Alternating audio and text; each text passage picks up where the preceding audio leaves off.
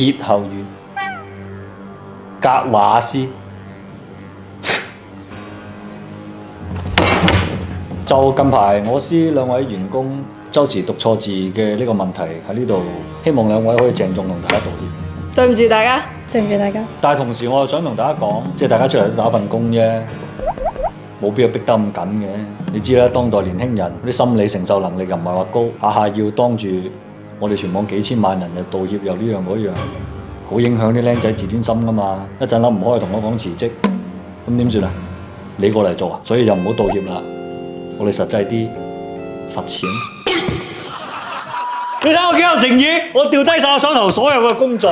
第一件事就翻嚟，因為大隻沙同阿小陳咧呢個新嘅欄目就係旨在可以同各位朋友們去溫故知新一下我哋嘅粵語又好，粵文化又好，佢算係我哋橫平粵之一二一個新嘅固定內容嚟嘅。但係點知係經常性讀錯好多嘅用語啦，同埋係俗語嘅。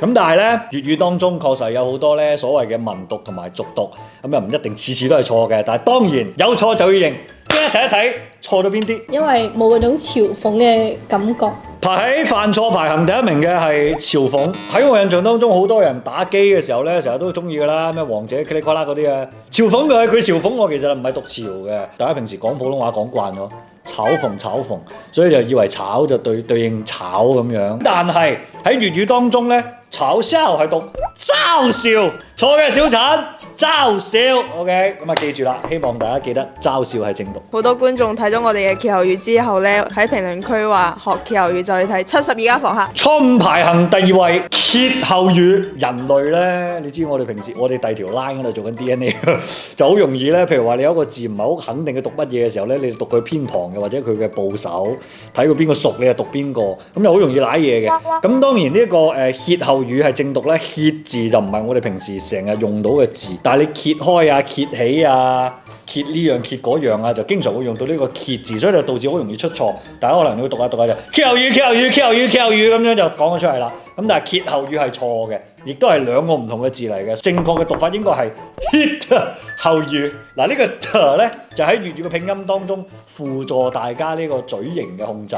你讀 hit 嘅時候，其實你唔使嘅，但係你讀咗個 hit 嘅時候咧，就係呢個音啦。所以佢嘅 t 嘅存在就喺呢一度，所以就係正確嘅讀法係歇後語。恭喜第二個錯誤嚟自大隻沙，讀題目都讀錯。秋林格瓦斯應該買到正宗㗎吧？9蚊94支。其實格瓦斯係咩嚟㗎？我第一次聽喎。錯誤排行第3，但係我覺得呢個真係應該排第一嘅。我覺得格瓦斯呢個華字，你華呢個唔算係常錯誤嚟嘅，呢個算係真係要打嘅錯誤嚟嘅。磚瓦咁你唔會讀磚瓦㗎，呢個好唔合理㗎嘛？你明唔明啊？瓦片即係你特別是我哋嶺南呢邊嗰啲屋就最興嗰啲瓦片，一塊揼一塊，點解啊？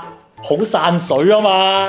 嗱，又學到嘢，抽低啦。咁但係普通話當中係磚瓦、格瓦斯咁樣，但係你諗下瓦係嘛？你讀格瓦係嘛？冇乜粵語會讀瓦㗎喎，等我諗下先。瓦係得咁大嘅時候咯，瓦呢個就冇㗎啦嘛，即係其他係唔會讀瓦嘅，所以瓦咧係一個基本上嚟講好少會出錯嘅字嚟。正確讀法係格瓦斯。黑龍江產嘅松花雞髀。第4個錯誤，松花蛋。松呢個字咧係有兩個讀音嘅，一個咧就係松，咁啊一個咧就係鬆。咁鬆咧其實就係鬆軟鬆化嘅呢一個狀態嘅。咁但係其實喺嚴格意義上嚟講，松同埋鬆佢係有兩個唔同嘅字嘅。咁呢個鬆咧就係有其他嗰個狀態意思。而當喺繁體字當中嘅松花啊、咩松樹啊、松鼠啊嗰啲咧，都係用翻呢一個松字嘅。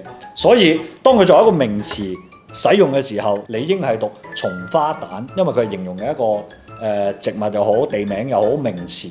咁你鬆花蛋可能就令我以為佢係嗰啲好鬆化嘅皮蛋，咪即係爛咗，即係會有咁嘅意思。好啦，據呢個不完全統計，因為唔係我統計嘅，係阿康統計嘅。咁啊，唔知道佢哋有冇私相授受，勾起咗幾件大家冇發現嘅讀錯。